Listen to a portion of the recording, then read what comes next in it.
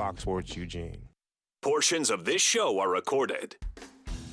Strap in and be prepared. I'm just going to say go to lunch and tell the boss, I'm coming down with something. And then head out to the ballpark for happy hour. Coming down with duck fever. Or beaver fever. Whichever one. Interesting guests. Kelly Graves, Mike Parker, Coach Mark Waskowski, Melissa Lombardi. Always happy to talk to the great Scopeldamus, Eric Scopel. Sharp opinions. This isn't last year.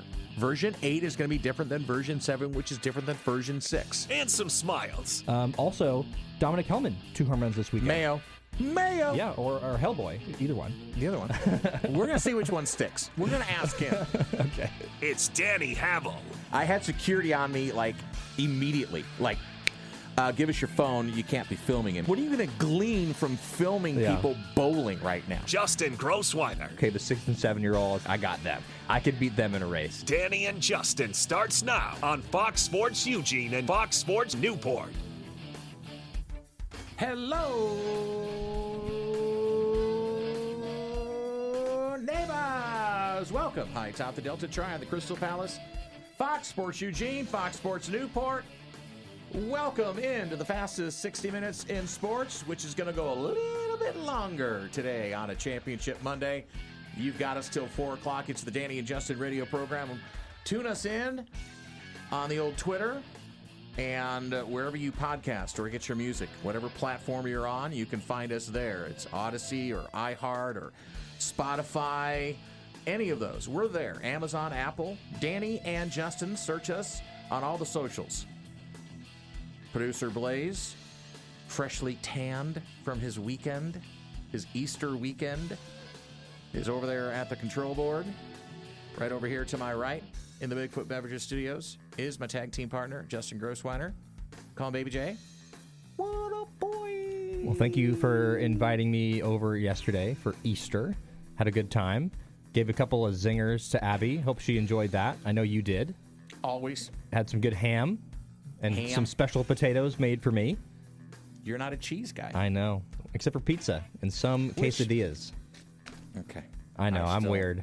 Well, you're not that weird. I've only met 2 people in my entire life that share the same issue with cheese as me. So I'm unique at the very least. Blaze, are you a cheese guy? Yes or no on cheese? I'm a big cheese guy, but I'm pretty particular about what type of cheese I'm eating. You're particular about the cheese I don't you're like eating? the stinky cheese, but all the other cheeses I love. Interesting. Okay. There's a lot to go over today, boys. There is. A lot. So it was a big weekend. It was a huge sports weekend, and it's not over yet. The reason we're going till 4 o'clock is that we have Westwood One's coverage of the national championship between Michigan and UConn. Coming up, 4 o'clock coverage starts. I think it's 4:10 tip, 4:12 tip, whatever. You'll hear it on Fox Sports Eugene, Fox Sports Newport, courtesy of Westwood One. Kevin Kugler is going to be on the call. So we'll have that. We've got good, bad, and the ugly. We've got a lot of softball and baseball. There's more portal movement for Oregon women's basketball, Oregon men's basketball, as well, as I predicted.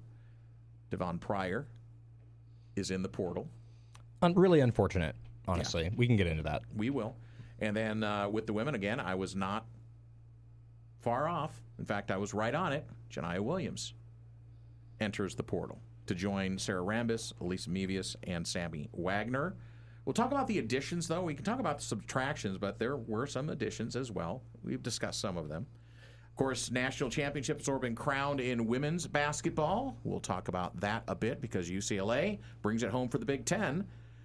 And Oregon State men's baseball, another sweep, another series sweep as they take care of Lamar. And then Jamarcus Shepard up at Oregon State has stated that they will actually have a somewhat of a game in their spring game. It's not going to be like a simulated practice where they're going to be racing all over the place. They're actually going to play some kind of game. We'll discuss that. Also, Austin Meek from The Athletic. He covers Michigan. He is in Ann Arbor. He's not in Indianapolis. He was assigned to a watch party. So we'll have him on to talk Michigan. Dusty May, who's staying in Ann Arbor as the head coach for at least the time being. And North Carolina, I think, just announced that they are finalizing their deal with their new head coach for basketball. So that job is off the board. And I'm not wearing them, but I got some nice new boots this weekend. You did. You shared a nice photo for us. And thank you to Matty Ice, Matt Hogan. It was his birthday, and he bought me boots. I don't know how that works. Blaze is looking down at my footwear right now. I got my duck kicks on. But I'll show you a picture during the break. My boots, man, they're styling. We've had a surprising amount of footwear talk over the last couple of shows. Me and Mims on Friday, I think, started the show by talking about our attire is because of your boots. Right. I think if I remember listening in, you guys were making a little bit of fun of my boots. No, I don't think we were poking fun at the boots. Okay, good. So I'm going to get sensitive if you were poking fun at my boots. I've never seen you in boots. Because you have never seen me ride a horse yet. That's true. You can ride a horse? Yes. You're an equestrian? Not well. I don't know if I'm an equestrian, but yes, I can ride. Because back in my day, in a previous life, back in Eastern Oregon, I was married to a cattle rancher's daughter. So wow. You had to work 365 days a year. You don't take any days off. You got to feed them, or you got to round them up, or you got to ride fence, or you got to move irrigation pipe, or you got to bale, or you got to combine. I could list it all off. Boy, man, I was a cowboy, pseudo-cowboy, for a couple of years there. You know who I think would have a hard time riding a horse? Mims. Intern Blaze. Well, he's got the long legs. Blaze, do you have any desire to ride a horse? I've ridden a horse, but I haven't done it since I was probably 8 years old, and it makes me remember that having koi fish back home is way easier taking care of than taking care of a horse, because you feed the koi once every 3 days. I was wondering where you were going with that, man. We took a left turn from horse to koi. You have to feed the horse every day. Wow. And, luckily I have my mom with our dog, and she feeds him every day. So interesting. All right. So, big weekend for the Jane in terms of attendance. I think it was over 6,000 for the Iowa series. It was awesome. Weather was great. It's 80 degrees today, boys. It's really nice out. It finally feels a little bit like summer. I know it just is technically spring, but I think that the next couple days are going to be in the 70s, low 70s. We're going to get back down to the, real springy, April showers type of feel here, I think, later in the week. But it's been really nice, honestly. So, Blaze, either you turn him down a little bit or you turn us up. Because I'm doing a little producing on the phone. Gotcha. That's fine. All right. So, you guys want to do good, bad, and ugly just right out of the gate? Sure. Let's just do that. I'm ready. This is what we do every Monday when we have a Monday show, is the good, the bad, and the ugly from the weekend. My good's pretty easy. It is the UCLA women's basketball program. And the Big Ten reigns supreme, which means now football championship from Indiana, women's basketball championship for UCLA, and now the men of Michigan are going to try and defend the honor of the Big Ten tonight against dreaded UConn and the Huskies. Another puppy matchup between Big Blue, the Wolverines, and the Huskies. Who would win a battle between a Wolverine and a Husky? We're going to find out tonight. A Wolverine and a Husky. I think are vicious creatures. I think in real life, I think I'd take the Husky. That's a tough. That's a tough one, though. That's all right. So that's my good. UCLA women's basketball. Okay. So my good was local here at the Eugene Emeralds, who we got to talk to this guy on Friday, or actually it was on Thursday. And then on Friday, we used the audio. But Gavin Keelan had an epic weekend for the Eugene Emeralds. Yeah. It was a great weekend for them in general. They swept. But he had 2 home runs, including a walk-off home run in his first game as an Emerald, with an incredible bat flip, by the way. Had not hit a home run in low A for San Jose in his 10 games that he played last year. So those were his first 2 professional home runs. And then he had another great game on Saturday. Reached base 5 times, including 3 hits. So I don't know if he's going to be in Eugene very long, Danny, because this guy, first-round pick for last year for the Giants, he's really, really good.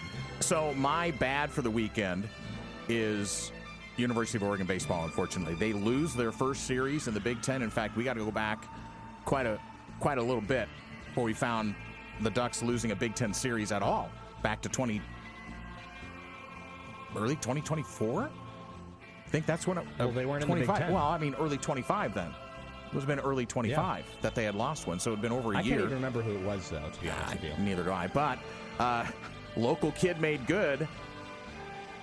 Cooper Mullen basically was a one-man wrecking crew against Oregon pitching. He has a big game. Was it a walk-off hit in the first game? He had the walk-off hit in the last game. I think it was the last game. Last game he had the walk-off hit. First game he did the damage. Game 1, though, Yeah, so the Ducks dropped the series 2-1. That's my bad from the weekend. But the Ducks will get back on the horse, as it were, on Wednesday as they take on Portland. Oh boy, that'll be a fun one. Well, definitely, I'll be interested to see how they handle that one.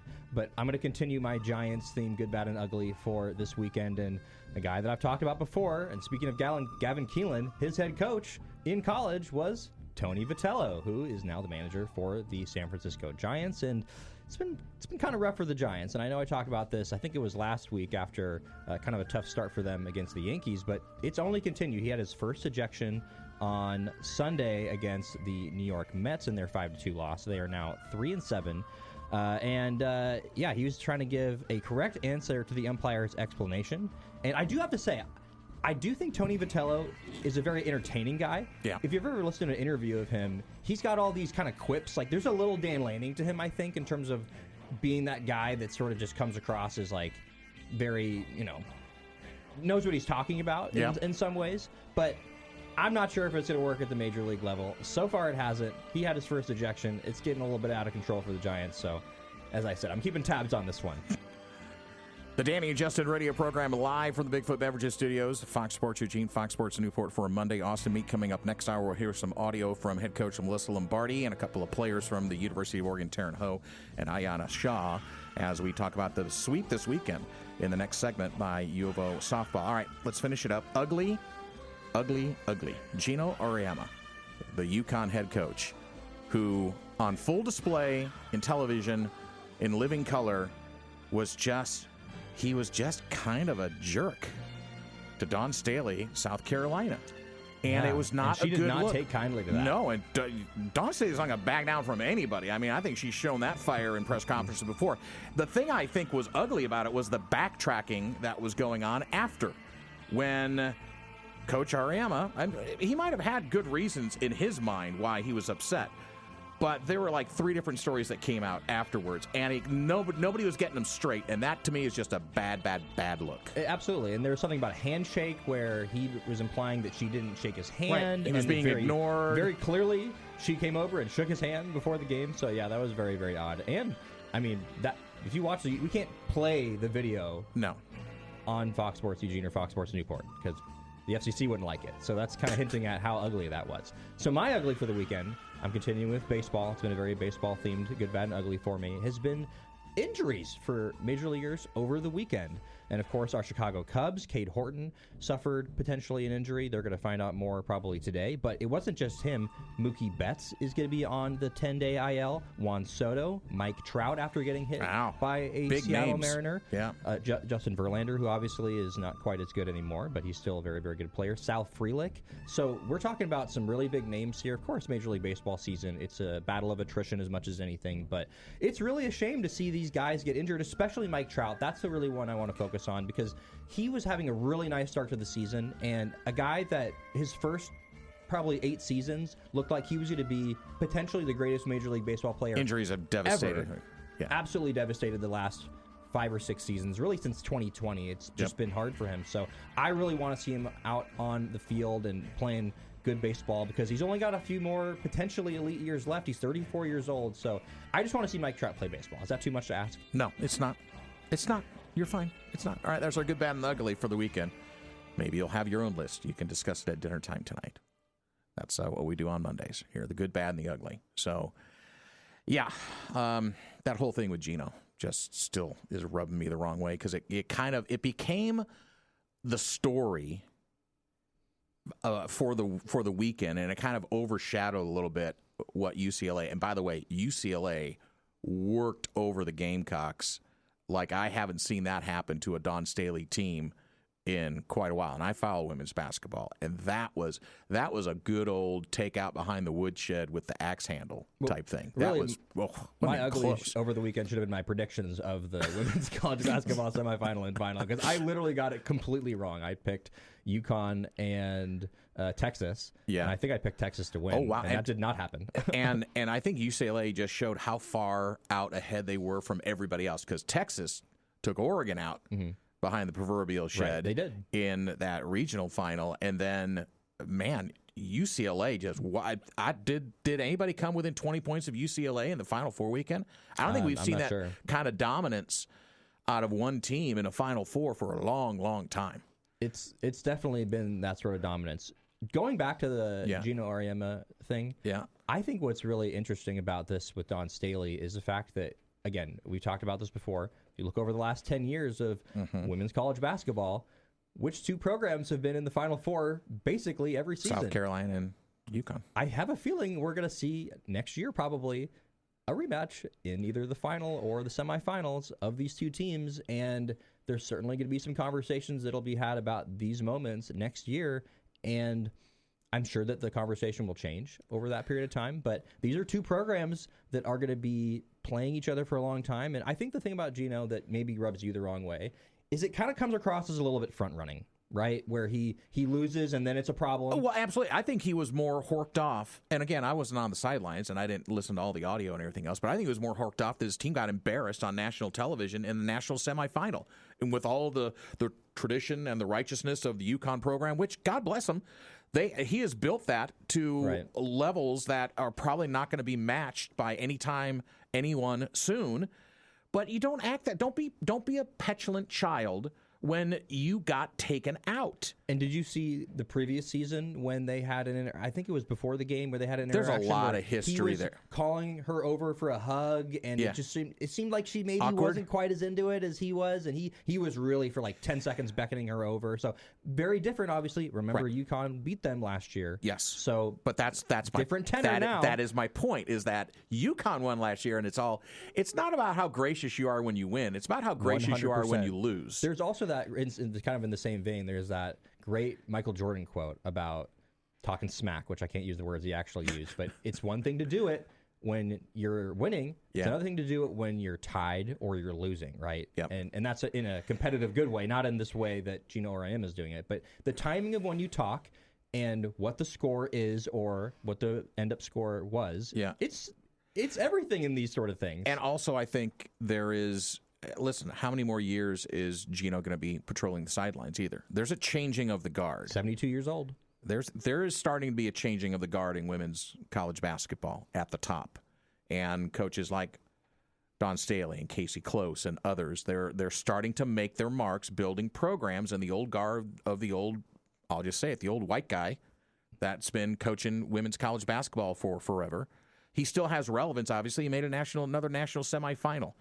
And I think some people would want to count him out in a second. But this is... I wouldn't count out that team. Never. Obviously, you didn't. Yeah. But the overreaching point to me is more about, are you going to be able to keep at that height of staying relevant? And when you have stuff like this, I guarantee you, there are parents of kids who are out there who still haven't made up their mind where they're going to go to school that are talented, that looked at that and go, that's a bad look. I don't want my kid going to coach, to play for that guy. Maybe. Probably. I mean, especially at that level. I mean, you're probably having recruits that are literally deciding between those two schools. Right. I'm not saying there's going to be a mass exodus, but you lose one 5-star because mom and dad are like, no, that's not what, we don't buy it. That's enough. That can be the difference. Dismantling. You know what I think they should do? Yeah. You know those YouTube celebrity boxing matches? I think I'd take Dawn Staley, though, is the thing. Ooh, yeah. Because she's 55. Yeah, lower center of gravity. I think she's got probably a good right and a left. I think she was ambidextrous when she was, obviously playing. And, I think she could take Gino. For sure, in a cage match. All right, well, there you go. In the first segment, we've already got Gino and Dawn in a cage match. That's Justin's idea, by the way, not mine. The Danny and Justin radio program will take our first break. When we come back, we'll have some audio from Melissa Lombardi, head coach. She's very happy.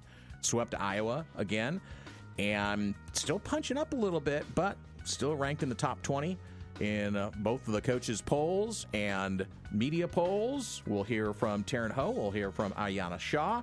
And also, we got to talk about the cycle history for Oregon women's softball this weekend with Elon Butler. So when we come back, all of that as we continue here on a Monday. 2 hours of the Danny and Justin radio program. You got us till 4 on Fox Sports Eugene, Fox Sports Newport.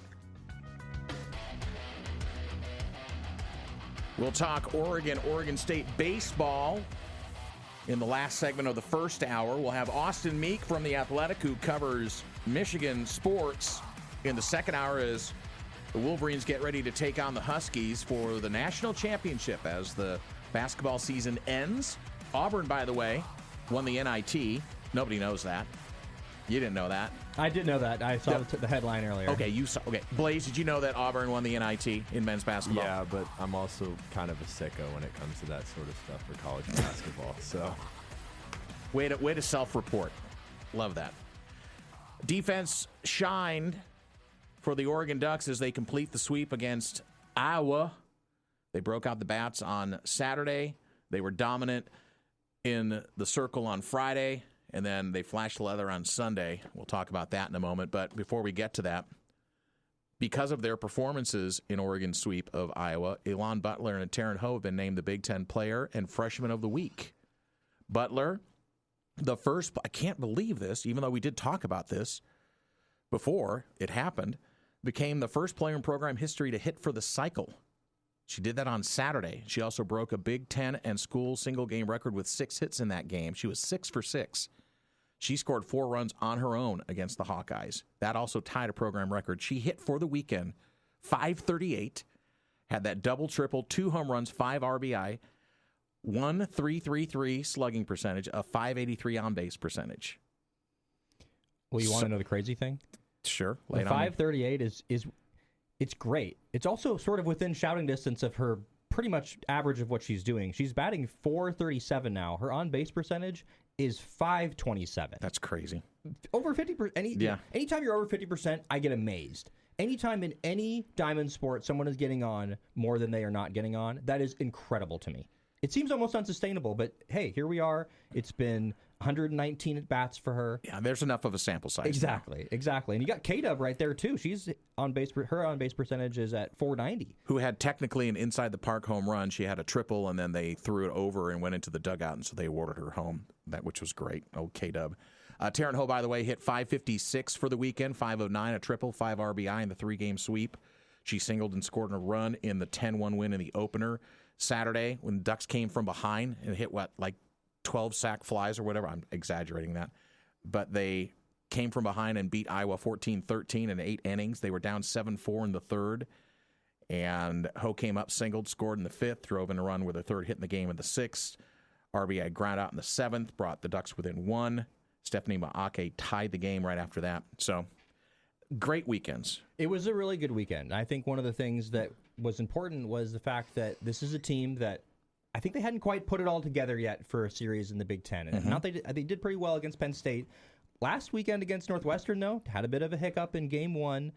They did have that awesome game against Indiana, of course, where they set the program record for runs. But 24. For Melissa Lombardi, it was important for her to have this team put it all together and get to another level this weekend. And again, too, going into this weekend, we were talking about, it's time to take it up another level.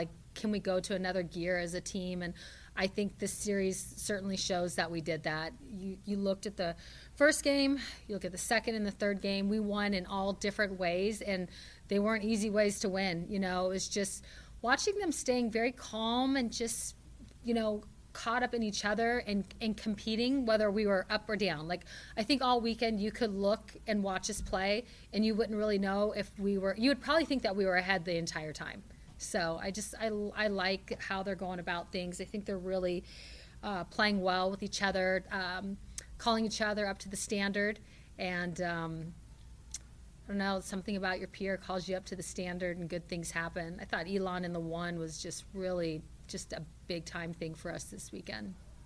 And it had me thinking, her comments, about what Melissa Lombardi's identity as a head coach is. And to me, it just made me think about all these teams over the years, the connecting factor between version 1 and version 2 and version 3. I think it's a lot of things she was talking about. The fact that the culture for this team has been so good over her entire tenure.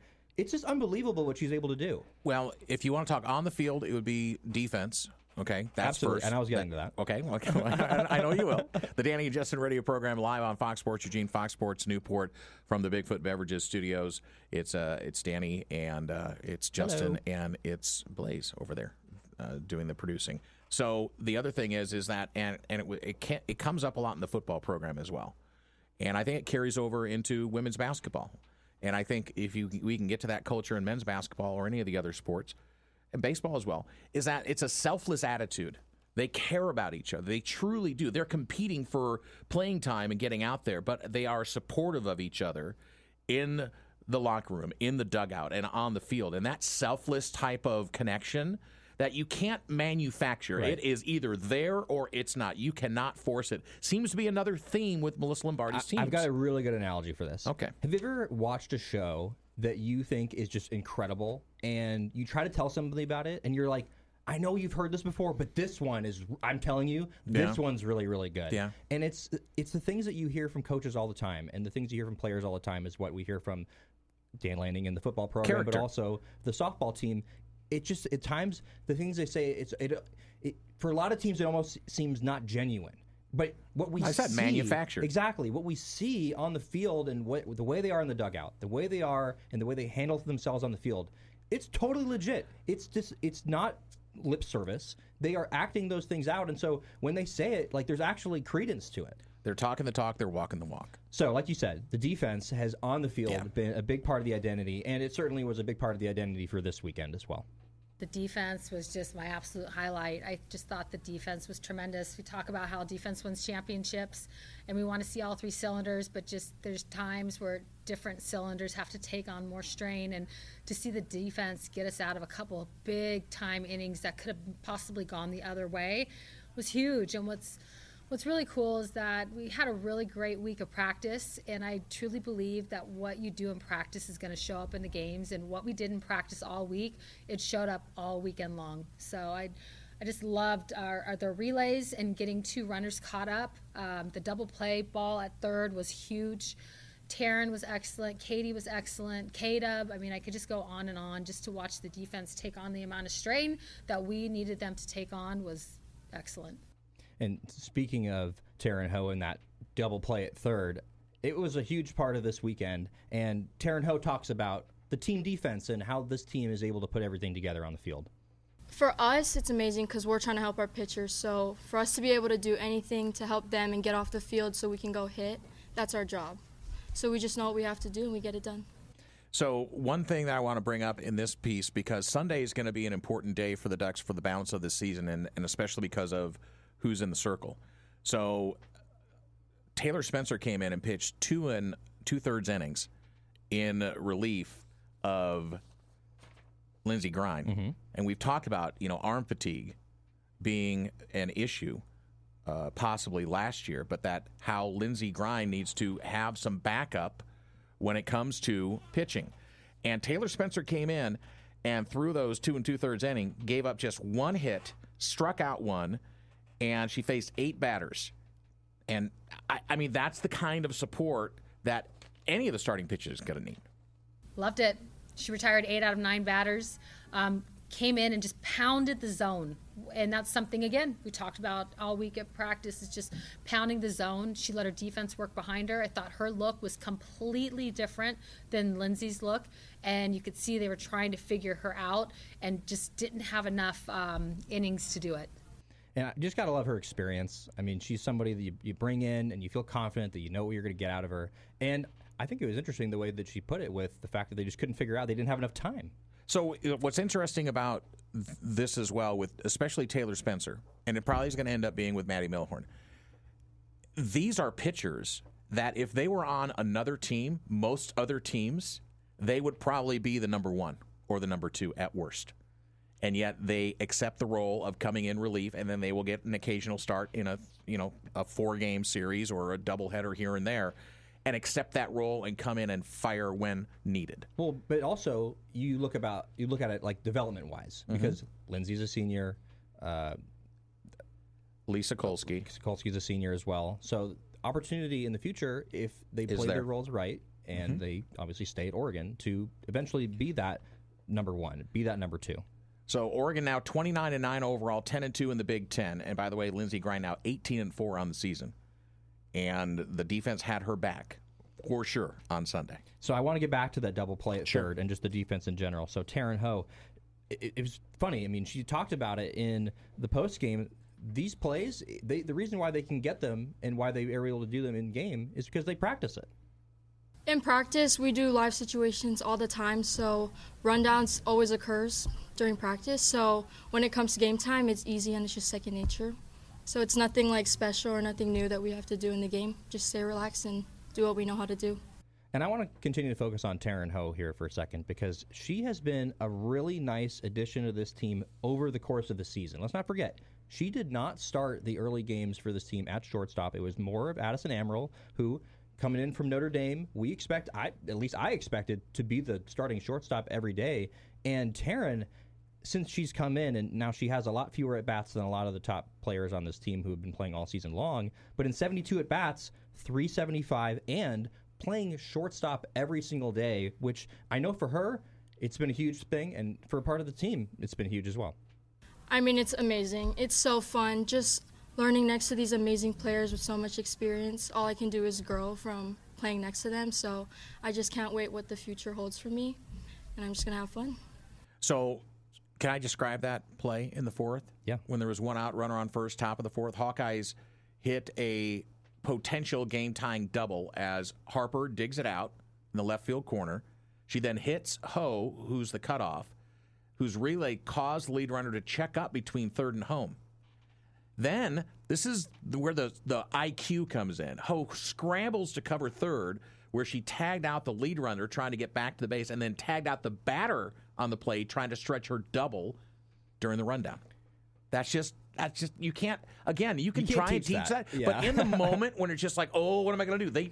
She knew, she was calm and she knew what she needed to do. But you also see, and UCLA, I don't remember who they were playing, did this great pickoff move this weekend. I think it was maybe against USC, but it was one of those. Was it in baseball? In baseball. It was USC. Yeah, and it's one of those plays where, of course, they're going to be able to do it if they practice it, and you can't teach that kind of stuff, but you still got to be able to get the reps in, right? And I think that's one thing that this team always does. They're clearly very practiced on defense. But can we get to the offense a little bit again? Absolutely. We got some more quotes Sorry, from Lombardi here. I took us off. It's all tangent. Right. So, of course, Elon Butler in Game 1 with the cycle, the first in Oregon history. Right. But Game 3, continuing the idea and the storyline of Oregon winning games in different ways, Elon Butler was 0 for 3, and Coach Lombardi talks about how it was great that it wasn't just Elon Butler, that there have others coming through for them whenever they need. I mean, she's just exceptional at what she does at the plate, but just to always lean on her, I think is really difficult to do. We have to be able to lean on each other throughout the whole lineup. Somebody who I thought was just really, really good at the plate all weekend was K-Dub. K-Dub was constantly on base. She came up with big hits. She came up with big walks. She's a sophomore, and I would think she's a senior. You would not think she's a sophomore by the way she's playing. So just the growth that she's had from her freshman year to her sophomore year, it was really exciting to watch her perform. So we love Kata, by the way, Kaylin Jones. She's one of our favorites. Yes, we love the nickname too.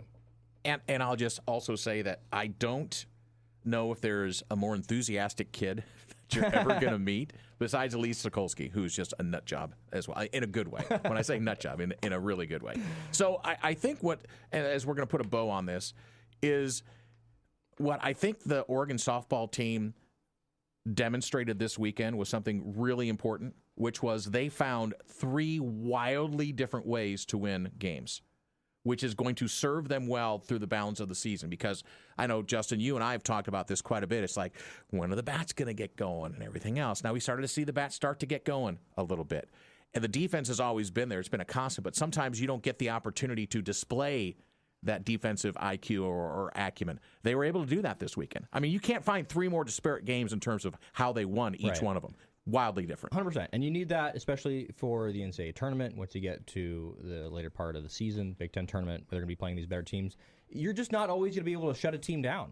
you're not going to be able to always let them or hold them to 2 or 3 runs. You're going to have games where you score 10, 13 runs. There's going to be games where you have to shut a team down because you know that you're not going to score very many runs and you're only going to be able to get a couple runs. And it does feel like this team has the pieces. They have the depth. They have the defense, which to me, a lot of really great teams, the defense gets them going. Yep. Offensively, pitching-wise, it's just momentum in their direction. So I also like how there's going to be a lot more games of the Jane. They've been gone a lot this year. And that's going to bode well. So 29 wins on the precipice of 30 wins. Last year, it was a record-breaking 50-plus win season for Melissa Lombardi's squad. All right, we'll take our break.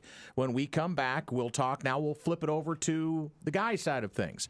We'll talk baseball. It was not that great for Oregon at Ann Arbor for Mark Waskowski's team.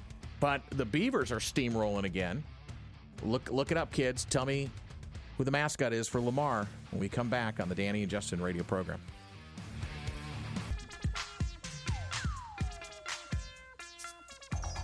The Danny and Justin radio program. Getting a little funkalicious here on a Monday. Yeah, boy. I was at the Wow Hall this weekend with my daughter. And Blaze actually approves of the music. I gave him a little snippet of The Moss, who was there. He said, that could be a band I'd listen to, right? Would you listen to them while you were out sunning yourself as you did this weekend? You know, it's more of an upbeat, probably type of vibe. And The Moss was kind of more of a little bit of a, mellow alternative. They have a great stage performance, by the way. Really? Just 3 people in the band, and man, they were hopping all over the place. And they how old were these guys? They were all young enough to be my children. Thanks for bringing that I'm up. not going to say anything. You are both definitely young. I'm definitely children. I'm your brother, though, right? Yeah, your brother from another mother. So I'll just say, because you both eventually will get married and you'll have children of your own.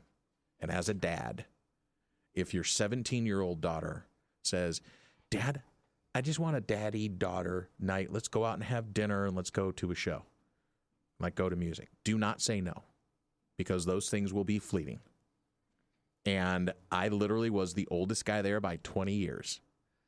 Did not matter. Had a blast. I was rocking the fedora. I'll show you guys a picture. Of course you are. I was cool dad. I was cool dad. Yeah, I don't get to be cool dad that often. So I was cool dad. And you mentioned the Grateful Dead played the Wow Hall. I think I was probably mistaken by at least a couple of people being in the Grateful Dead. So let's talk a little baseball, boys. Where do you want to start? You want to start with the bad? Yeah, let's do it first. Number 15, Oregon struggled with runners in scoring position. Michigan took advantage of walking off the Ducks in the bottom of the ninth, 4-3, to wind up the series between Michigan and Oregon, where Michigan takes 2 out of 3.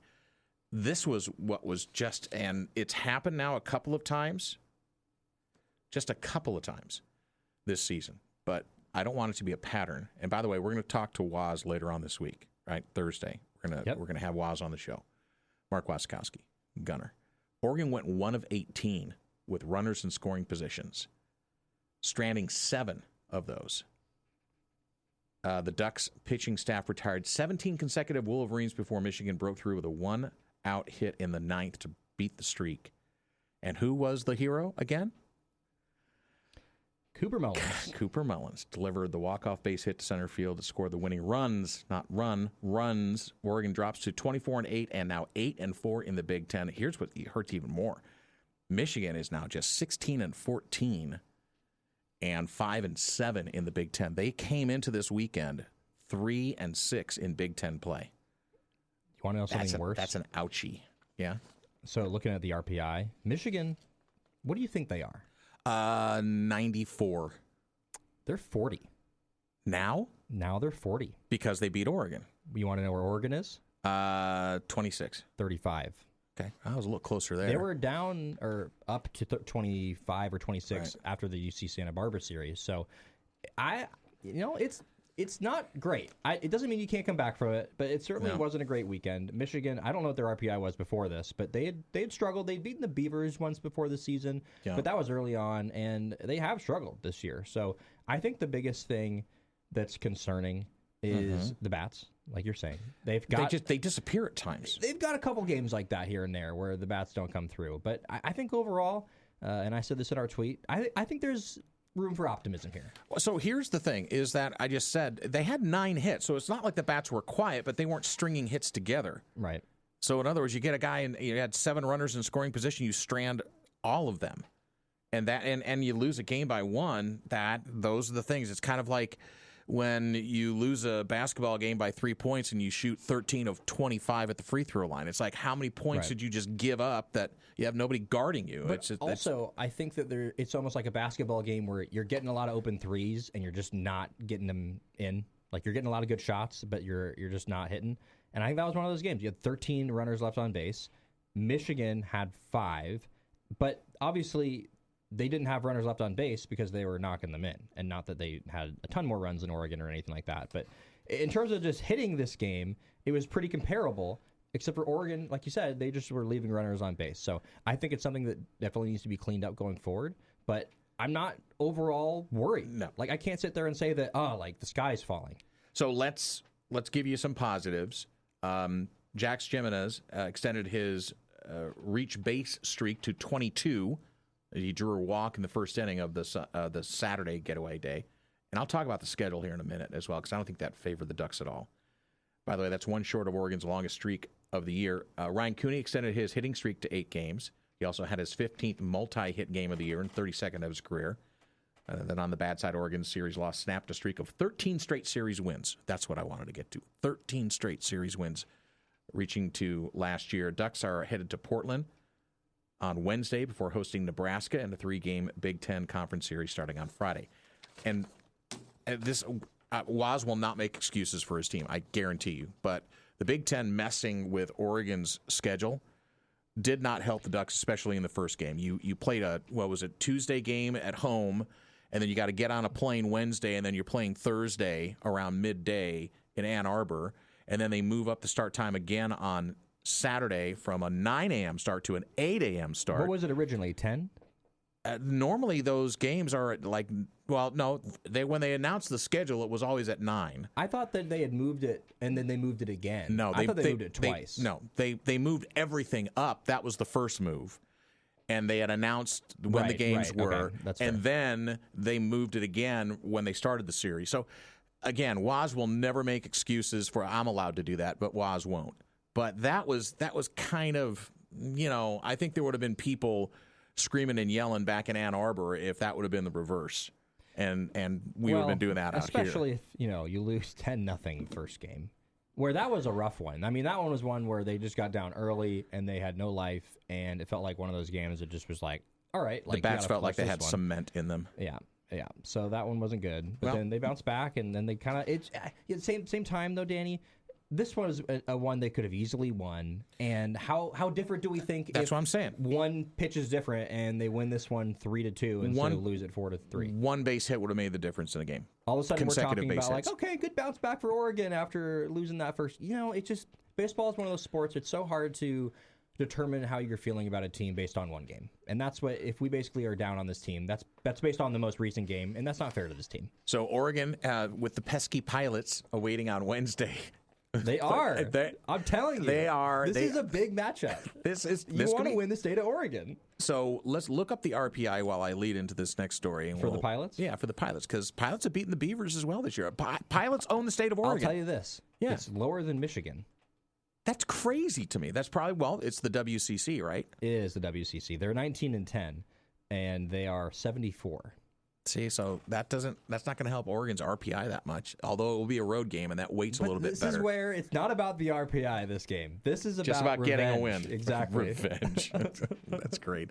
The Danny Adjusted Radio program as we wind through our baseball and head down to Texas in Beaumont, where you got to say it like that. It's a law.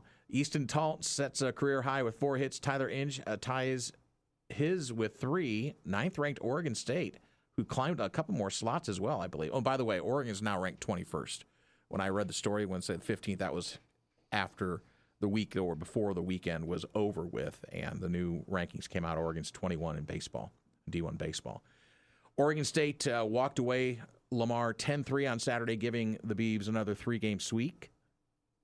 Josh Proctor also drove in 2 with a one-out double in the third as Engine Talt combined for 7 as they drove in 4 runs in between them. Oregon State is now 24-6 on the year, 17-5 away from home this season. Do that quick math. They have played 22 games out of the 30 away from Goss Stadium, and they're 24-6. They're 11-1 in true road games.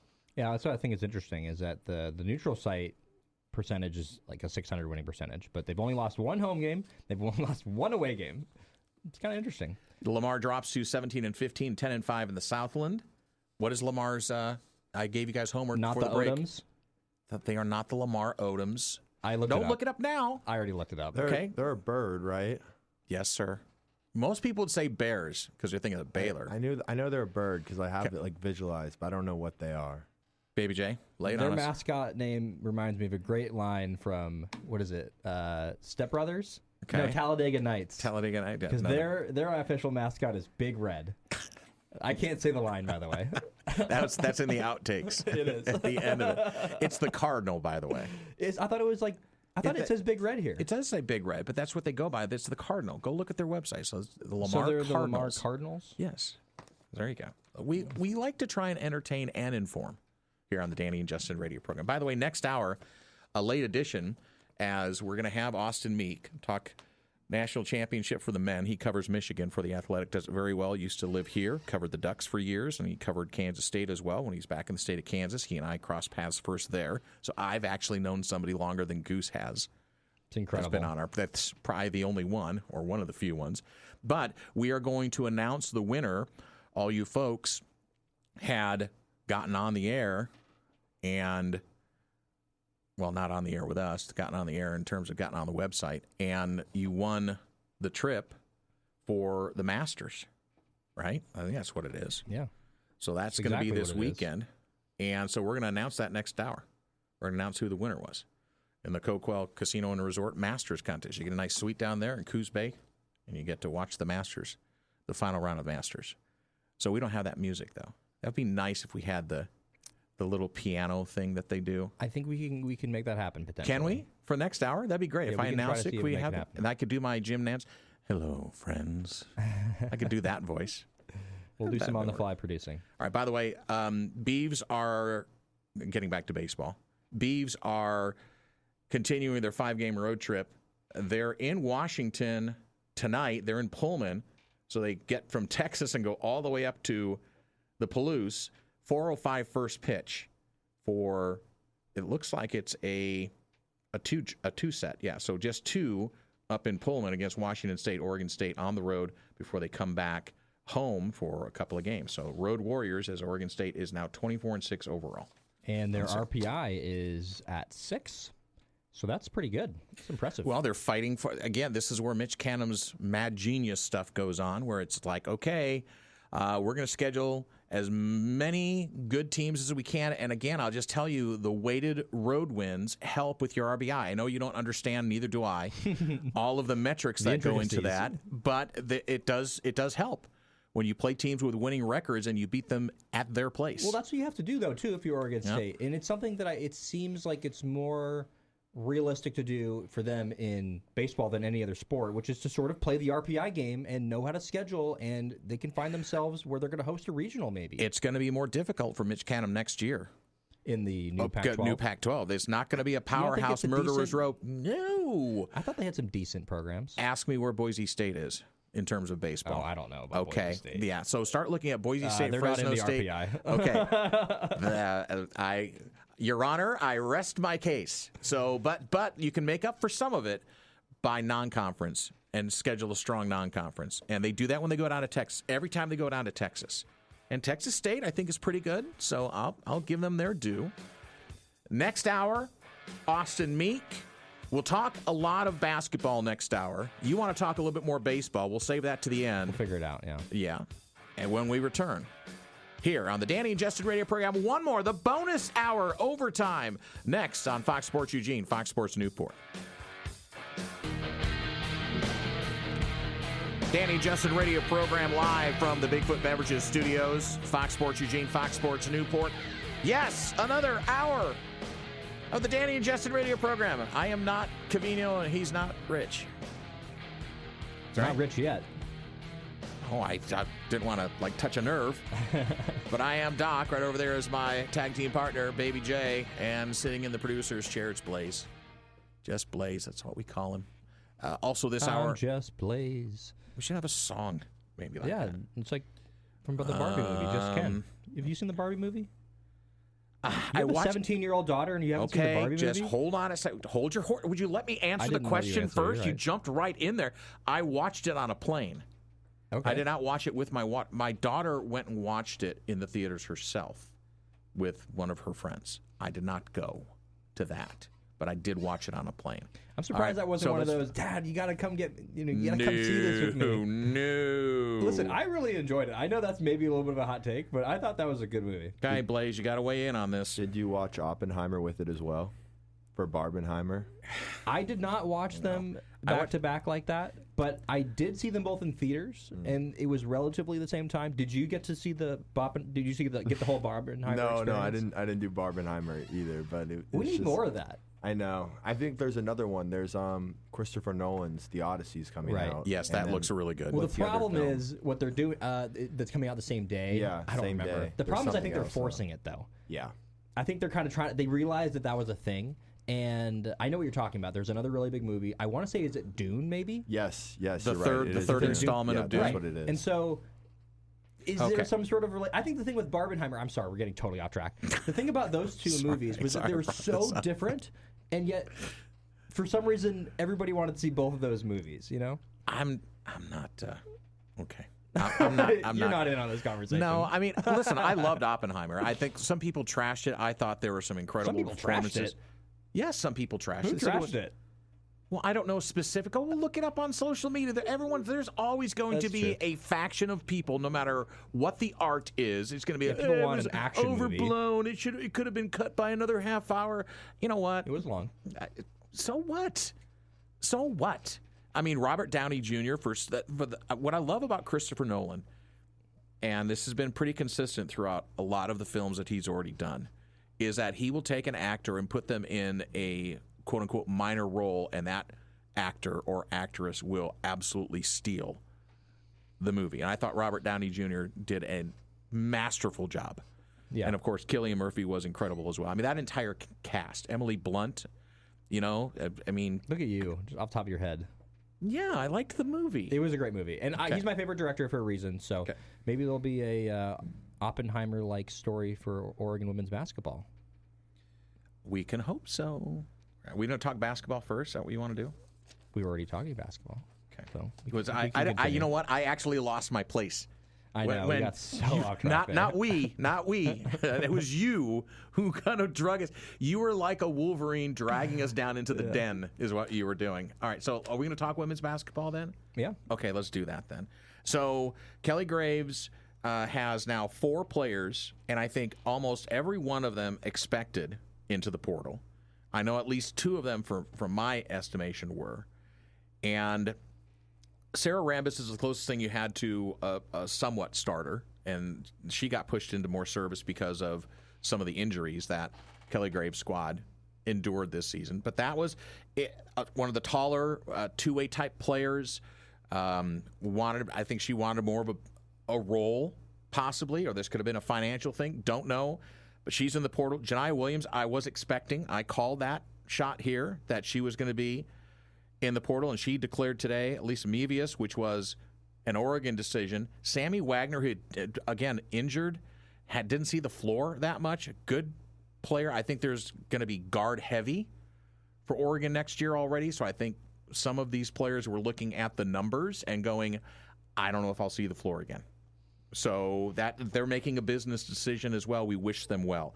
But on the positive side, you got KK Holman, who has announced she was decommitting at Florida, coming to Oregon. Brooklyn Haywood. Then it's go ahead. You can try to pronounce it.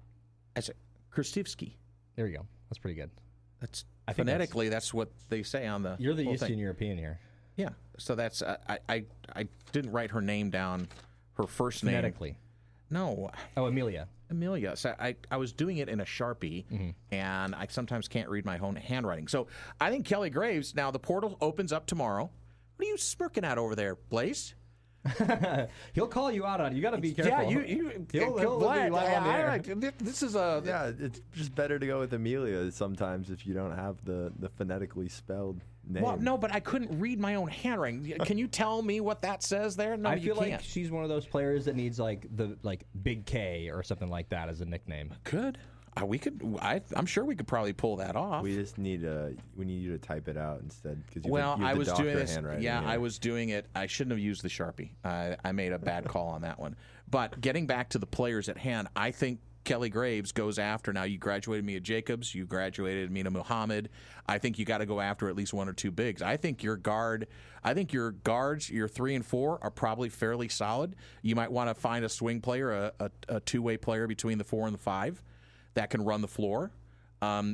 He's a Tute. It can't play, 40 minutes or 32 minutes a game, or whatever it's going to be. She can't be on the floor for the entire game, and that's kind of where, when Oregon got in trouble in a couple of games, and Kelly Graves readily admitted that, and especially one game where it was like Katie, Fiso, and Hisa Tute were just out of gas at the end of the game. I think, to me, the thing about this team this year was that if you have your tallest player that's playing post or forward for a team and they're 6'4", that's already a little undersized.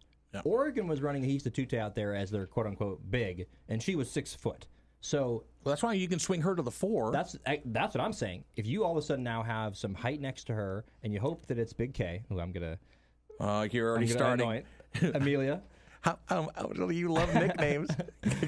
If she can be the starter at center, which may be asking a little bit much because she's to be a freshman, or maybe they go in the transfer portal and find. That's somebody. What I'm saying. I think there are some gold mine players out there that Kelly Graves and his staff and Jody, and they are going to find somebody there that's going to make a difference. I think, though, the thing that they did well where we are right now is that they've put themselves in a position where you want to get some out of the portal. And I'm sure they will get somebody out of the portal, maybe multiple players.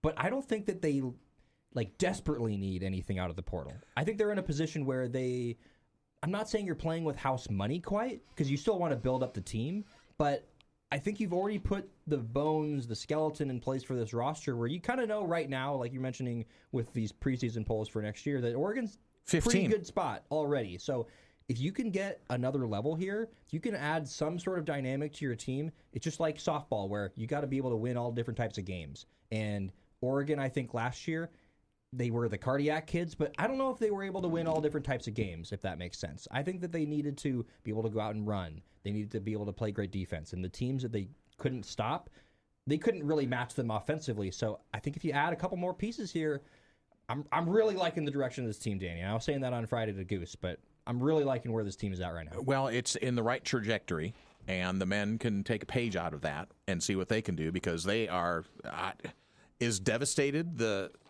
right word? I mean, with Jackson Shellstad, Kwame Evans Jr., Devon Pryor, J.J. Frakes. Is it Frakes? Frakes, I think. Frakes. I think devastated. Desrick Lindsay. No, I mean, and the graduating, Nate Biddle. And I mean, you're literally going to turn almost your entire roster over.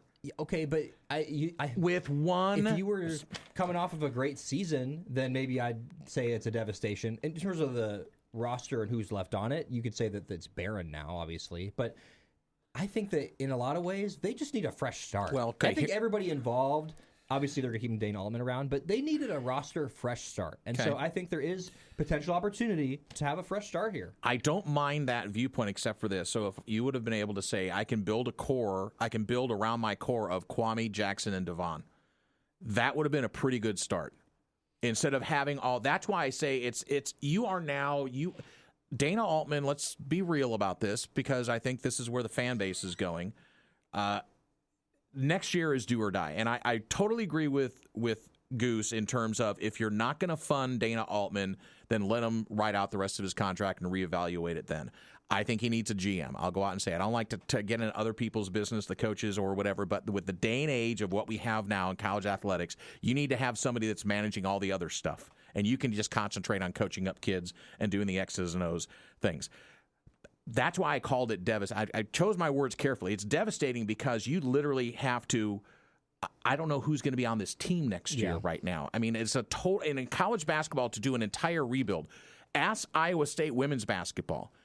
There are 11 players not coming back to that program that still have eligibility left. Right. You want to talk about turning over a roster. So something stinky over there as well, but that's not as bad here at Oregon. But this is where Dana Altman can shine. He can take these kids and mold them. If you get the commitment and the buy-in to what Dana wants to do, I think it can turn around. It can turn around in 1 year. That's the other piece of it. But you would like to have a baseline to start with. I think I agree with what you're saying. I'm going to give you two. I'm going to call them counterpoints. Although I don't think I disagree with you. I think the thing about the guys you're mentioning bringing back, Jackson, KJ, and then Devon Pryor. Yeah, that core is the same core as this year, but worse. You just didn't basically not bring back mid-middle. But you didn't have Jackson Shellstad for three-quarters of the year, and Pryor didn't see the floor for until the second half. Circumstantially, that there were reasons why they never really all played together for an extended period of time. I could build a team around KJ. I think the other counterpoint to you, and I would definitely think KJ would be a guy that I'd love as my third scorer, that some nights he can be the guy, that other times, for most games, you don't need him. Piece. You get him for 10, 12 points, and that's what you really want him for, an energy guy, able to play good defense. Grab a couple of rebounds, You look at Michigan. Michigan, not last couple of years, but they were a team that not too long ago was not a powerhouse. And look how quickly they've turned things around. Illinois, another team where these teams have used the transfer portal so well, NIL, much better funded than Oregon, obviously. There you go. That's the point I would make. But that doesn't mean Dana Altman's been that guy that's had success with the transfer portal at times. I think it was something that was maybe at the time a little bit ahead of the curve, and then other teams have kind of caught up and maybe surpassed what Dana Altman's been able to do in the portal. Yeah. But I don't know. There's something about Dana Altman and bringing some guys together and piecing things together that I'm willing to bet one more time that he's going to be able to figure something out to where this team is going to be at least very solid next year. Will they be a national title contender? Are they going to make it to the Final Four? That is a huge stretch that I think that based off of what we see right now, that's asking a lot. Coach, but you just want to get to the tournament next year, right? Well, I think you got to win at least a game or two in the tournament. If you can get to the Sweet 16 next year, that would be a huge win, and there's no way anybody with one more year remaining on Dana's contract guaranteed that you would say, okay, let's give them another go-around, especially if you've got a younger team, you got kids that will be coming back. But again, would they come back? Can they come back? Are they going to gel? There are so many unknowns and questions. However, in this day and age now, if again, and here's the key, if it gets funded, you can go out and put together a team if you go out and get the right pieces for it. And that's where I think the player evaluation, and I heard it today with Coach Maringer and with Coach Love, because at the O Club today, and we talked specifically about this. And Andrew Golish, I'm diverting to football, but I'm using Olish, okay, who Drew Maringer knows very well. Yeah, okay? tight end. Recruit him. Yeah, he recruited him. And I'm using this as an example to talk about basketball. Is that when you get a transfer player coming in, you don't know what bad habits they've accumulated before you get them. So he was talking about certain little things that they're helping, get worked out. And I'm not going to call them out here. I don't think that's appropriate. But there are things, there's not necessarily baggage, but there are habits that you might have formed under a different coach, under a different program, that doesn't necessarily work with what your new program is. Well, you just look at Nick Marsh with Indiana with the gold cleats that Kurt Signetti was not called out about. immediately. Called out immediately. Okay.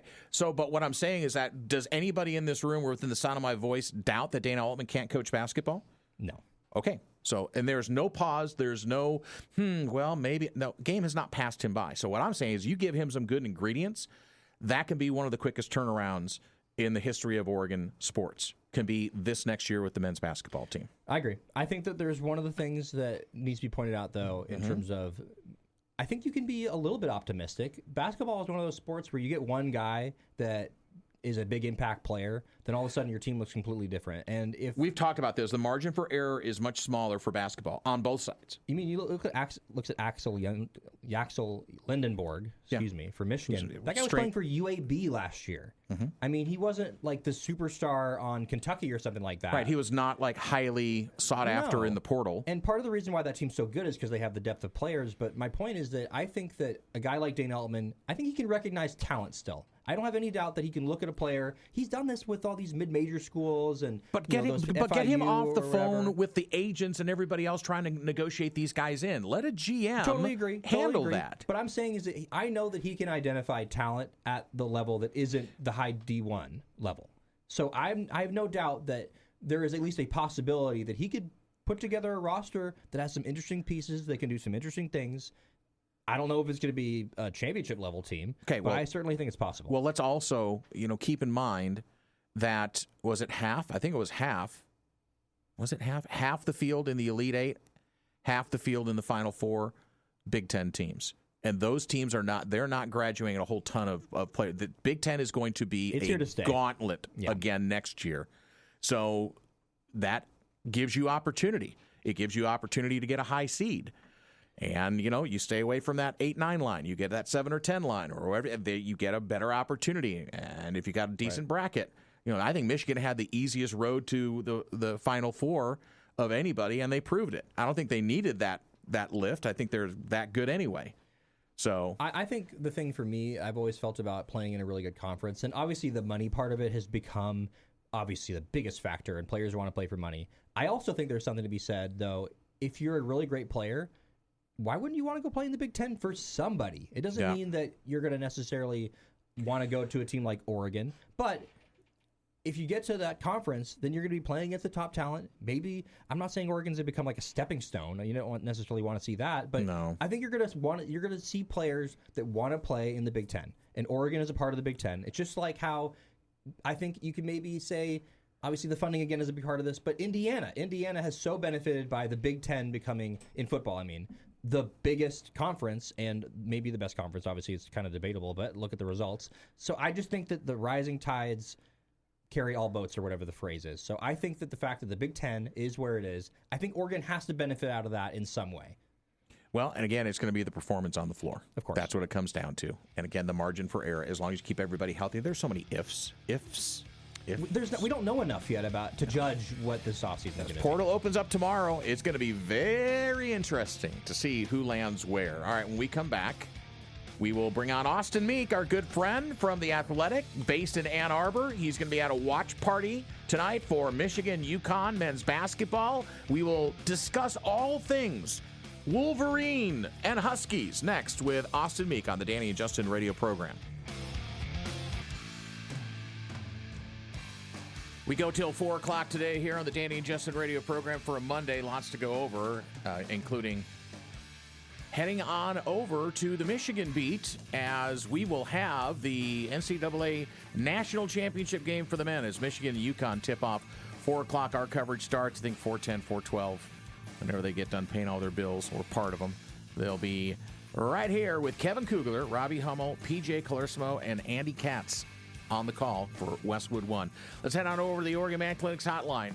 And we just so happen to know a guy who covers the Michigan beat for us out here. Well, not just for us, because he's also doing it, for a real job. It's the great Austin Meek, formerly of the Register Guard.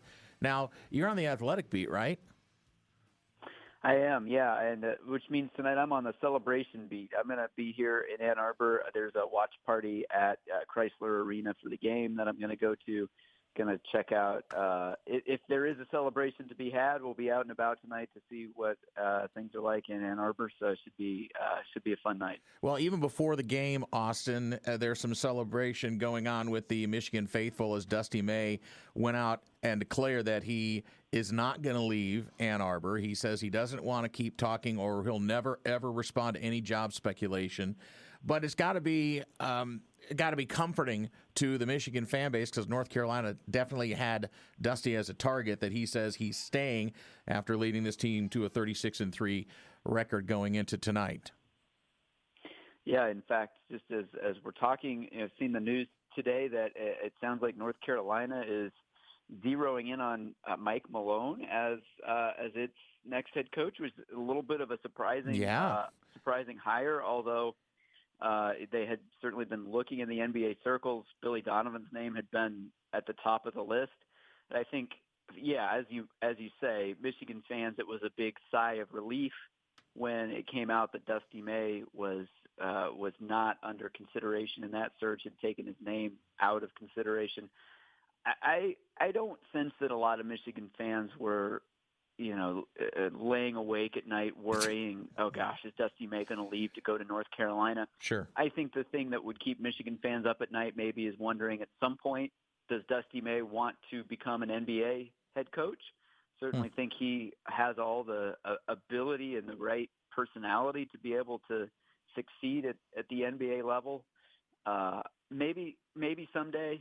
But I think right now it seems like Dusty May is happy at Michigan, and Michigan fans are certainly very happy with Dusty May. Austin Meek joining us on the Oregon Man Clinics hotline as we get ready for Michigan and Connecticut, UConn in the championship game. And by the way, May's deal in Ann Arbor runs through 2030, a $7 million buyout. Sweet 16 last year, and top-seeded Michigan is in the championship game. And Big Ten regular season title, 29 wins by double digits. Some of these numbers just jump off the paper at you. And I guess the question I would ask, as we do in football, is this roster assembly able to be done in anything outside of the era we're in now, where you can invest? And Michigan's obviously invested in their basketball program. Well, this team certainly is a product of its era. It's a product of the transfer portal. It's a product of NIL. I don't think anybody would deny that. Dusty May certainly would not deny that. I think the reality is that Michigan has done as good a job as anybody, and this year probably a better job than anybody else at excelling within the system that currently exists. Right now, the name of the game is to evaluate players who might be entering the transfer portal, to look at players who maybe had a particular role in another program, and you think, if we could get this guy in our program, we have a role for him where he could really take off. And that's the thing that has made this Michigan team so successful. They found Adai Mara at UCLA, who was not playing a lot of minutes, coming off the bench, and said, if we put him in our system, he could be one of the best big men in the country, which he has been. Elliot Cadeau had a really up and down season last year at North Carolina. Was viewed in some ways as a bust there. He comes to Michigan, has really reinvigorated his career. Morris Johnson, was a role player at Illinois, has become a starter at Michigan. And then you put Yaxel Lindeborg in the middle of that team, and you've got one of the best college basketball teams that I have ever seen up close. I mean, this Michigan team is just a machine. And speaking of Yaxel Lindeborg, of course, he suffered that injury in that last game against Arizona, and it sounds like he's going to play. It sounds like he's not going to be fully healthy. How do you think this team is going to be able to respond? Like, do you think they have enough outside of him to be able to overcome that loss? He's not a loss, I guess, necessarily, but he's not going to be necessarily 100%. Yeah, he's not going to be 100%. If you watched him after he came back in the second half after that injury, he definitely was not anywhere close to full speed. Now we'll see what he's been able to do in a couple days of treatment. I'm sure he'll have some painkillers going that allow him to move around a little bit in addition to all the adrenaline I'm sure he's going to have, but he's not going to be 100%. But I think that Michigan certainly has the ability to overcome that. One of the things that has made this team so successful is their depth. They played 9 guys for a lot of this season, which is more than a lot of teams want to play. Most coaches will have a 7-8 man rotation, but Michigan felt like they had 9 guys who deserved to play, and they all shared the minutes. And they've really needed that depth as the season went on. LJ Kaysen, who was maybe their best scorer off the bench, went down with a knee injury late in the regular season. They've been able to withstand that. And if Yaxel Lindeborg is limited tonight, if he can't play, his normal minutes or at his normal level, I still think they have the firepower to win this game just because this is such a deep team and they have so many weapons. And, of course, against Arizona, it was just a domination, really, from pretty much the beginning of the game. And this UConn team, they're good, but how would you compare them to Arizona? It almost felt like that Arizona-Michigan game maybe was sort of the best two teams left in the tournament. But I'm curious to your thoughts on the comparison between Arizona and UConn. Yeah, it certainly did feel that way. I think a lot of people felt like Michigan-Arizona was the de facto title game. And it's always a little bit risky to think like that because if Michigan is thinking like that, and I'm sure they're not, that's a recipe to get upset, right? Right. I'm sure from Michigan's perspective, they are not thinking that they won the title on Saturday. They're thinking that this UConn team has been basically unbeatable in this tournament. If you look back at UConn's record in the NCAA tournament over the last 4 years, pretty incredible. So this UConn team is tough to kill, and you can just ask Duke that. Duke had them dead to rights. It looked like that game was over. They come back and win. So on paper, certainly Arizona was a more dominant team over the course of the season, but UConn has shown that they're a tough out. They've kind of got that devil magic, Yeah. And I think they're going to give Michigan everything they can handle tonight. You can follow him on Twitter at @AustinMeek. He joins us, the staff writer covering Michigan for The Athletic. He was also out here in Eugene, and we go all the way back to when he was in Kansas and covering K-State, and he was on my show back then. Austin Meek joins us here on the Danny and Justin radio program. We talked about the middle, and obviously for UConn, it's going to be making sure Terrace Reed Jr. doesn't get into foul trouble. That's one thing for the Huskies. But the other thing is, and this might be the only concern Michigan might have, is there's a trio of perimeter players that UConn has. Alex Karabin, Braylon Mullins, who's made his name in this tournament, and then Solo Ball. I mean, they're hard to chase down. They can shoot from wherever on the floor. And so I guess my question is, how does Michigan navigate that and circumvent that? Yeah, I do think it's going to be a good test for Michigan's backcourt. UConn to me looks like a team that's really physical in the backcourt. Defensively, I think UConn's going to get after Michigan's guards a little bit. Michigan's not the biggest or the most physical team in the backcourt. Elliot Cadeau, he's really fast with the ball in his hands, and he is physical for his size. He's just not the biggest point guard. Namari Burnett, who starts on the wing, is a good spot-up shooter, but maybe not the most physical guy on the floor. So I do think UConn might be able to get after Michigan a little bit, but UConn's just been so inconsistent shooting the ball. To me, that's the question: is what UConn team are we going to get tonight from behind the three-point line? If they come out and knock down their threes, I think they're more than capable of winning this game.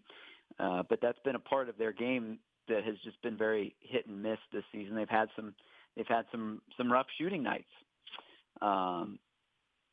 The other interesting angle here, and you mentioned it, Terrace Reed. Terrace Reed was a starter on that Michigan team a couple years ago that went 8-24, just an absolutely abysmal season for Michigan that I unfortunately watched quite a bit of, probably more than I wanted to. So to see Terrace Reed playing for a different team in the national championship game against Michigan, against some of his teammates from that team from a couple of years ago, that's pretty wild. It very much is so. We talked about a little bit the way that the backcourt will be tested, and Michigan did lose. They lost 3 games. In fact, I think they were behind Oregon at halftime, which is just crazy to me early on in the season. But, that doesn't matter because that was a big win for Michigan anyway. But in the 3 losses, there was an interesting stat that I found. There was at least one player on the opposing team who had 6 or more assists. And those teams had a 64% assist rate in the losses. And nobody's done that against Michigan in the NCAA tournament. And the example, in the semifinal game, Arizona only had 5 total assists. So I would say, would it be fair that we want to be looking at that assist line as well as the stats roll through? Yeah, I think that's an astute observation. The teams that beat Michigan this year, Wisconsin beat Michigan in a game where Wisconsin went crazy from 3-point range, and also Nick Boyd, guard for Wisconsin, was able to penetrate and dish, and Michigan had trouble staying in front of him. Michigan lost to Duke in Washington, D.C. in a close game that came down to the wire. I mean, it was a heavyweight fight, and Michigan, I think, just didn't play their best that night. They had kind of a tough shooting night. And then Michigan lost to Purdue in the Big Ten championship game, and, of course, Braden Smith, all-time assist leader. Most teams that play Purdue are going to give up some assists to him. And that was a game I think Michigan had already won the Big Ten regular season, and they were focused, I think, on just getting into the NCAA tournament and doing what they've done the last couple weeks in the tournament. So I do think that, if UConn is able to get into the flow offensively, that'll be a factor. And I think teams that can knock down threes have been, the matchup that's been challenging for Michigan, partly because Adai-Mara is such a force around the basket. And if teams have been able to get him away from the basket, sometimes they've been able to have some success with that. But like I said before, UConn's outside shooting has been so inconsistent that it's hard to know what you're going to get from them from 3-point range. So Michigan men's basketball last won a title in 1989. The last Big Ten team to win an NCAA title was in 2000, Michigan State. Right. You are in Ann Arbor right now for the potential celebration. So what is the tenor right now? Is there a level of confidence? I think this is a team that I think Michigan fans feel really good about, but it hasn't happened for a long time. There's been a lot of really good Michigan teams that haven't been able to get it done. So what's the feeling right now?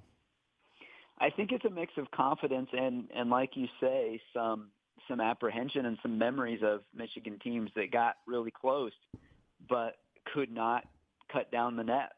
John Beilein had two really good Michigan teams that played for national championships and lost in the national title game. The Fab Five never won a national championship. Some really good teams and good players that have come through Ann Arbor, but did not get to celebrate a national championship, which really has been the story for the Big Ten, like you're saying, since Michigan State in 2000. It's been some really good Big Ten teams. You think back to that Purdue team that lost to UConn. Michigan State has had some really good teams. Wisconsin has had some really good teams. Big Ten has not been able to win a national championship in men's basketball in 26 years. So as confident as people feel that this is going to be the year Michigan is going to get it done, I think there are still some fans who are going to have the butterflies until the last second comes off the clock, as they should, given what happened with UConn and Duke. Yeah, so Austin, a couple of last questions for you, and we're going to switch gears. And by the way, this would be an incredible trifecta for the Big Ten: championship in college football, championship in women's basketball already in the and then you add men's basketball to that. What's going on down in the South, man? What's going on with the SEC? I thought there's another conference down there or something like that. I want to switch to football. So, have you been able to have any kind of impression about Kyle Whittingham and what he might bring to Big Blue? Just some preliminary ones. Just spending a little bit of time around him since he's gotten here. He is probably the most energetic 66-year-old guy I think I've ever been around. I mean, he has the energy of somebody who's about 2 decades younger. He seems incredibly motivated by the way things ended for him at Utah. I mean, look, Utah basically decided that they were ready to move on. They were ready to be done with him. And I think he took that personally. And he's out to prove at Michigan that he's still got more in the tank. And certainly seems that way so far. He's brought, first of all, I think just a sense of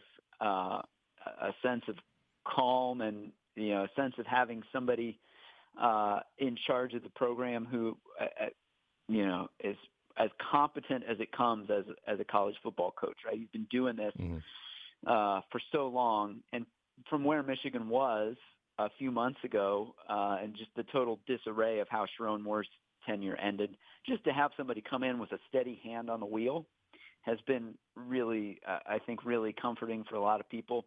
So overall, I think the first impressions on Kyle Whittingham have been really good. But he's also, it's a tough league. As we saw, Big Ten, right now it goes through Indiana. Ohio State's going to be one of the best and most talented teams in the country every single season. So it's going to be a challenge for Kyle Whittingham to get Michigan on that level. Yeah, and I remember when you and Steve and I had our last conversation, and it was in the wake of the Sharon Moore, the ungracious exit, that we kind of threw out Kyle's name, and it was like, too old. But how are the fans reacting to him? You talked a little bit about the program itself, but this is a guy from outside Michigan circle that's coming in, leading the flagship of the university for the most part. Well, they hope basketball starts to take over a little bit in that, but you know where I'm getting here. So I mean, how have the fans been reacting to this? I think it maybe took him a beat to really warm up to it. He was not the name on the top of everybody's list when the job came open. Mm-hmm. Most of the speculation from fans was focused on, can we get Kalen DeBoer from Alabama? Can we get Kenny Dillingham from Arizona State? When neither of those things happened, I think fans were starting to feel a little bit antsy, like, are we going to be able to get somebody who is, on par with what we think this job is, one of the best, top 5 job in college football? And I think pretty quickly fans came around to the idea that, hey, Kyle Whittingham, no, he's not the hot, young, up-and-coming coach that we think is going to be here for 2 decades, but he's won a lot of games. He was really successful at Utah, the program that doesn't have the same resources that Michigan has. You put him here with Michigan's roster and Michigan's NIL, he ought to be able to be really successful. But I think Michigan fans just, they want a reason to believe that this is going to work, and that all of the stuff that happened at the end of Sharon Moore's tenure was just kind of a blip on the radar, and Michigan is going to be back to competing for Big Ten championships again. I think Kyle Whittingham has given them a lot of reasons to believe that could happen. All right, well, Austin, have fun surrounding yourself with the fans tonight, and I'll just give you one bit of advice. Go for the high ground. If you can get above, that's where you want to be, okay? I'm going to be above the fray. I'm going to try to avoid the stampede, but I'm probably going to be right in the middle of it. So, pray for me. I hope I make it out. We will. We'll send it your way. Will. Thanks, Austin. We appreciate you, bud. All right. See you guys. There he goes, the great Austin Meek, covering Michigan basketball, Michigan football. Does it very well. And, yes, you know that name because he used to be out here covering the Ducks and also covered K-State very well back in the day. He's been around for a half second. All right, Justin, I'll be back. Again, we're up till 4 o'clock, and then the Westwood One coverage of the NCAA championship game, Michigan and UConn. The Danny and Justin radio program rolls on Fox Sports Eugene, Fox Sports Newport. Oregon State football is going to attempt to resemble a regular football game for their spring game, according to head coach Jamarcus Shepard. I know that's like a setup to a line that I could use, but I'm not going to with the rough season the Beavs had last year. Coach Shepard is deciding between 2 different formats for the April 25th inter-squad scrimmage. Spring games have traditionally fluctuated between the inter-squad scrimmage without contact to glorified fan fests featuring very little, if actually, any football play. Did you already have were you already at for the Dan Lanning? It was not Dan Lanning. Who was it? Drew Americus? It was Rashad Samples? Samples, and it was Dier. So you didn't get to ask? I didn't get to ask. I did not get to ask. All right. I wanted to find out what Oregon's going to do. Oregon State, by the way, is added to its offensive line. Former Auburn offensive lineman Broderick Scholl, who did not play while redshirting this last season, was added to OSU's roster. It's the second addition in the spring. Receiver from Colorado State, Ross Nixon III, also signed with Jamarcus Shepard's beeves, the new look beeves. Oh, we gotta give something away, right? Hey, let's do this. We got something to give away from Coquel Casino. It's the greatest week in golf, friends. Hello. Welcome to Augusta. The rolling hills, the pine straw, and the greatest golf tournament ever invented, the Masters. And watching it at Coquel Casino and Resort, he entered online, and his name was drawn out of the hat. Jim Olson from here in the Valley. Jim Olson is heading not to Augusta, but to Coos Bay, North Bend. Pretty good. For Coquel Casino and Resorts giveaway. Nice suite up there. He's going to get all the food and non-alcoholic beverage he and his friends can handle and watch the finish of the Masters. It's a great golf tournament. You ever been to Augusta? Anybody? Bueller? No? I've never been to Augusta. Okay. One thing, I have been fortunate to witness what you're seeing on television. You cannot imagine how hilly that course is. Like, TV does not do it justice. It is like deep peaks and valleys on the fairways. It's amazing. So I know It's you're on blanking. The sports bucket list, probably. Oh, it is. If you're a golfer, absolutely, especially. All right. So congratulations, Jim. We'll have more stuff to give away, I'm sure. We're going to do Big Bet Start again on Friday, by the way. Since we're running the promo, we better do something. Return of Big Bets. So we're going to do baseball for Big Bets? Yeah. Oh, yeah, we're going to have to. I think we're going to have to. Not a lot of basketball left. Later on this week on the program, we'll have the mayor of Rip City, Travis Demers. We'll have Coach Wasikowski on the program, Melissa Lombardi as well. I think Melissa will be tomorrow from Oregon softball. So plenty to discuss. Good week ahead. Yeah. I think the question would be, do we do college? Do we do professional? For baseball, for Big Bets? For Big Bets? I think people would probably gravitate more towards the pro games, than the college games. Probably. I mean, does anybody really know Talking out loud what here. Auburn and Alabama? Yeah, we probably should have a meeting on this. Auburn and Alabama baseball, how well they are. I mean, there's NBA playoffs as well. Oh, we'll That's probably true. throw some. Well, yeah. As long as they're close, in terms of the point spread, I agree. Producer and they Blaze. will be, especially after the first round's it's got to be in a week and a half. It's in a week and a half. It starts like April 15th. Yeah, so pretty quickly here, we're going to be getting the first round of the NBA playoffs. Usually not necessarily No, we do the play-in games if it falls on the right day. I think very possible. So and the Blazers are still fighting. They're technically tied in the record, but LA Clippers have the tiebreaker. So that game coming up, I think it's Friday against the Clips, is the one that will basically decide Portland's fate between being the 8 seed or the 9 seed. Huge advantage if you're the 8 seed. Massive advantage. And it's interesting. I know we want to get to some other baseball stuff, but well, Denver, San Antonio, LA, that's the Friday, you're right, 7 p.m. here on Fox Sports Eugene.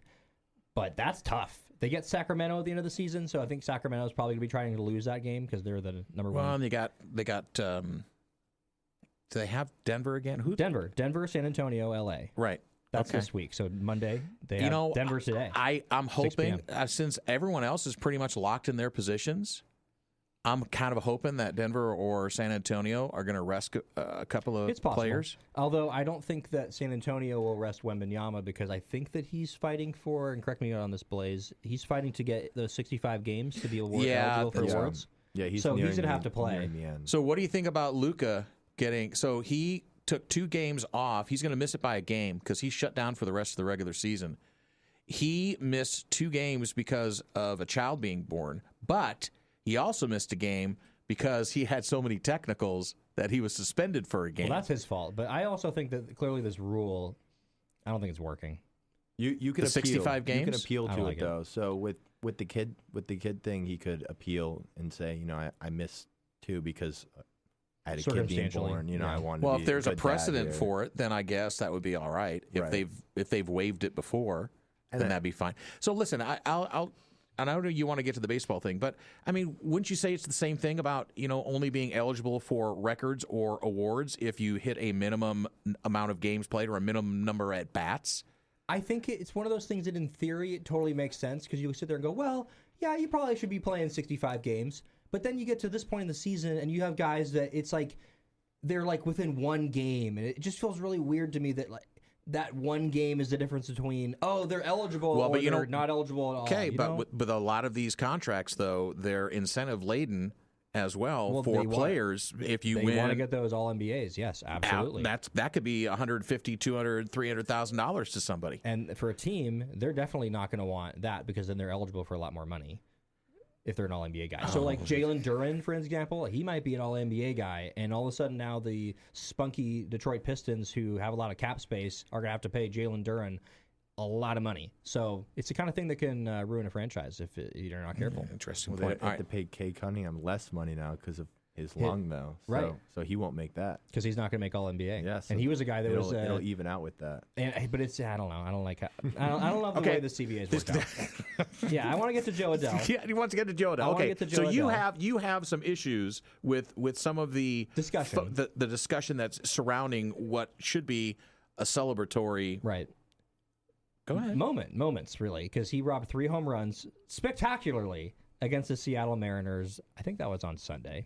And the conversation, because he was many of these catches jumping and catching the ball and then landing over the fence, people were saying, well, why isn't that a home run? He didn't get his feet in bounds before he caught it. And a lot of these people are football fans, and they're trying to equate it to the rules in football. Like, well, you got to get your feet in bounds in the rule of play. No. This doesn't work in baseball. First of all, the rule in play is the foul lines. So all of a sudden, any foul ball, if you're going to legislate it, well, you have to get your feet in play. You're not going to be able to catch any ball that's a foul ball at that point. So that doesn't work. And why are we trying to copy a sport where we can't decide what a catch is in the NFL? It's been years and years. You have the Calvin Johnson rule, and you have all these times where someone, quote-unquote, caught it, quote-unquote, caught it against the Packers. Well, why does it matter? I think in baseball it's so clean because if you're catching it before it touches anything that's out of play, whether that's foul or over the fence, it's an out. Well, it's but really I mean, isn't simple. this more media and fan debate than the MLB powers that be are looking at this? But it's still ridiculous. It's a big nothing burger. It's a nothing burger, but I wanted to complain about it. Well, I want to complain about people that are trying to make what's not broken. And I'm just going to tell you, our dear listeners out there, that if you also want to complain like this, then you can get your own radio show, and then you can do it yourself. Exactly. I can talk about the things I want to talk about. That's what's great about this. All right, tomorrow on the program, Melissa Lombardi's going to join us. We'll talk Oregon softball after another nice weekend, and with the Ducks on a little bit of a homestand now, so you get another opportunity to go see them out at the Jane. But let's wind up the show. Let's do our dad joke. Oh, a joke! I got fired from the bank today. A woman asked me to check her balance, so I pushed her. Dad jokes! This kind of falls in the line with what we were just talking about a little bit here. Here we go. Why would doors do well on social media? Why would doors do so well on social media? Well, because everyone looks for their handles. Okay. Yeah, that was a little flat. I can see it. You know what? That had more possibility in my head than it actually in the execution. It's all the delivery. Oh, so you're saying it's my fault? No, I didn't say that. Well, but I said it's all in the delivery. You've said that many times. I'm just repeating what you've said to me. Okay, that's true. It wasn't a criticism. Listen, they're not all going to be diamonds. They're not all going to be home runs. Sometimes it's a single. Sometimes it's a foul ball. Sometimes you reach on an error. And sometimes you get on base, and that's all that matters. Just getting on base. All right, kids. Thanks. Good job, Blaze. Good job, Baby J. And thanks for listening. Friends, God bless. Be well. Put a smile on your face someone else's. They deserve it, so do you. If you have a chance, go out and buy a new pair of boots. If you have an opportunity to do it, I recommend it. Enjoy the national championship game.